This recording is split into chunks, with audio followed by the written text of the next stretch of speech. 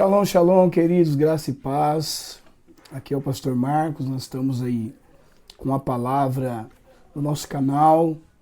Nós temos alimentado o nosso canal com live, com algumas ministrações, alguns milagres. Mas hoje tem uma palavra do Senhor para compartilhar nessa noite, nesse dia, né? Uma das coisas que tem me chamado a atenção, nós olhando para o livro de Atos dos Apóstolos, nós vemos que a igreja do primeiro século, ou a igreja primitiva, ela se movia debaixo de sinais, prodígios, maravilhas e milagres. Mas nós também vemos que esses homens a qual Deus usava, eles tinham algo na vida deles diferenciado. Eles eram homens cheios do Espírito Santo de Deus. É lógico que o dom é uma coisa, ser cheio do Espírito Santo é outro. Os dons e os chamados são irrevogáveis, como diz a Bíblia. Mas nós olhando para a vida de Pedro, para a vida de João, a vida de alguns homens, os apóstolos, nós vemos que Deus usava eles de uma forma tremenda. E uma passagem muito conhecida, lá Atos capítulo 3, quando aquele homem coxo é curado daquela enfermidade, e desde nascença, né, desde criança ele é enfermo, e aquela cura, aquele milagre, chama a atenção dos principais sacerdotes, dos fariseus, dos escribas. E no capítulo 4, verso 4, diz assim: muitos, porém, dos que ouviram a palavra, creram, e chegou o número desses homens, quase os 5.000 almas aceitaram a Jesus, creram no Senhor, pelo sermão de Pedro ministrado ali, pela palavra da boca do apóstolo Pedro.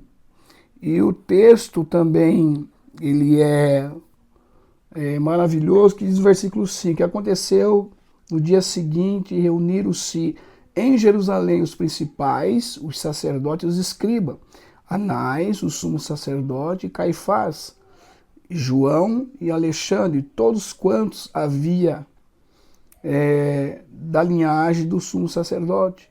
E pondo-nos no meio, perguntaram com que poder ou em nome de quem fizesse isto? Isto o quê? A cura do aleijado. Aí no versículo 8, diz assim: então Pedro, cheio do Espírito Santo, lhe disse: principais do povo, vós, ancião de Israel, visto que hoje somos interrogados acerca do benefício feito a um homem enfermo e do modo como foi curado. Então eles estavam indagando, perguntando qual era a fórmula, qual era o poder que fez aquele homem que já tinha mais de 40 anos receber a cura. É lógico que a fé daquele homem também contou muito, como diz o texto no capítulo 3 de Atos, verso 16, diz assim: pela fé no seu nome, fez o seu nome fortalecer este que vedes, conheceis, e a fé que por ele deu a este na presença de todos vós. Está em perfeita saúde. Então aquele homem também tinha fé para ser curado. Mas aqui no verso 8, fala que Pedro estava cheio do Espírito Santo de Deus. Então um dos quesitos, das formas de Deus usar um homem, é ele estar cheio do Espírito Santo. Não somente ter o Espírito Santo, mas estar cheio do Espírito Santo. Então nós vemos que Pedro, ele era um homem cheio do Espírito Santo, aquele homem que negou Jesus, aquele homem que quando A criada lá falou que ele estava com Jesus logo depois que Jesus foi capturado no jardim do Getsemane, ou foi preso, né? Pedro nega Jesus, mas agora Pedro, cheio do Espírito Santo, ele então fala com ousadia, intrepidez com aqueles homens, os fariseus, aqueles homens escribas, conhecedores da lei, da palavra, do Torá. Então, eu preciso estar cheio do Espírito Santo de Deus.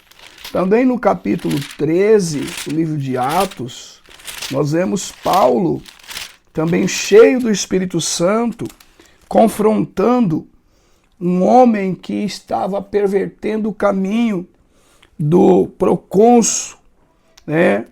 Paulo, Sérgio, né? Diz assim o texto, capítulo 13, verso, pegar aqui, verso 6. E havendo atravessado a ilha, até Pafos, acharam certo judeu mágico, falso profeta chamado Bar Jesus, o qual estava com o procônsul Sérgio Paulo, varão prudente. Este, chamando a si Barnabé e Saulo, procurava muito ouvir a palavra de Deus, mas resistiu-lhe Elimas, o encantador, o que assim se interpretava o seu nome, procurando apartar da fé o procônsul. Todavia Saulo, que também se chamava Paulo, o pequeno pregador, cheio do Espírito Santo, fixando os olhos nele, disse: ó filho do diabo, cheio de todo engano e de toda malícia, inimigo de toda justiça, não cessará de perturbar o reto caminho do Senhor? Então Paulo, cheio do Espírito Santo, confronta aquele falso profeta, aquele homem que fazia mágica, que enganava o povo. E esse Sérgio, esse homem era o homem mais importante daquele lugar. Ele era o homem mais importante daquela ilha, daquele lugar. E aí Paulo e Barnabé está pregando para aquele homem. Mas o texto diz que Paulo está cheio do Espírito Santo de Deus. E ele então confronta aquele homem. E o procônsul, ele fica maravilhado de ver a ação e o poder de Deus na vida de Paulo e de Barnabé. Ou seja, eu posso ser usado por Deus em cura, sinais, prodígio, maravilha e milagres. Deus pode usar a minha vida, mas não simplesmente ser um agente de milagre, mas também ser cheio do Espírito Santo, ter intimidade com o Espírito Santo. Isso faz toda a diferença. Precisamos a cada dia ter intimidade com o Espírito de Deus, pois Ele é o poder de Deus que se manifesta. Ele estava na criação, ali pairando sobre as águas, né? Diz o texto do Gênesis. Então Ele é o poder de Deus. E os homens que tinham intimidade com o Espírito Santo, eles tinham uma vida diferenciada. Não somente, repito, ser agente de milagre, não somente ser instrumento na mão do Senhor para a cura de muitas vidas, mas o poder de Deus era tão especial na vida de Pedro que a primeira conversão foi 3.000 almas, a segunda conversão foi 5.000 almas se renderam a Jesus. Então, quando um homem está cheio do Espírito Santo, não vai somente ser um agente de milagre, né? As pessoas vão ser curadas. É logo que os sinais atraem aqueles que não crê, os céticos, aqueles que são incrédulos, eles precisam ver os sinais. Mas Deus está preocupado, não é que Deus está preocupado, o intento de Deus é salvar muitas vidas através dos sinais. Agora, o agente precisa ser cheio do Espírito Santo de Deus. Quem sabe nesta noite Deus está dizendo para você que é necessário ser cheio do Espírito de Deus. No Antigo Testamento, o Espírito Santo, ele vinha esporadicamente sobre as pessoas a qual Deus queria usar, juiz, profeta, sacerdote. Agora na nova aliança, o Espírito Santo ele reside dentro de nós. Ele está dentro de nós. Como o Senhor Jesus falou, eu vou rogar ao Pai e Ele vos dará outro Consolador. Então o Consolador, o Espírito Santo, ele está conosco. Não somente para usar com sinais, prodígio, maravilha, mas também ser usado para a conversão de almas. Estamos aí, creio que nós somos, não é revelação, ninguém me revelou, Deus não me revelou, eu estou falando, eu, Marcos, pastor Marcos. Eu creio que nós somos a última geração que antecede a volta de Jesus. Por tudo que está acontecendo, né, eu creio aí que nós vamos ser a última geração que antecede a volta de Cristo. Então eu creio que a igreja está avançando, a igreja está vencendo sempre, como sempre venceu, como sempre triunfou. A igreja sempre vai triunfar, sempre vai marchar, vencendo, porque a Bíblia diz que a porta do inferno, do Hades, não prevalecerá contra a igreja do Senhor. Mas é necessário nós estarmos em vigilância, porque o nosso mestre, a volta dele, a vinda dele é iminente. E eu quero aqui pedir para você assinar o nosso canal, deixar o seu like, também curta aí, participe desse canal, que sempre tem uma palavra de incentivo para a tua vida.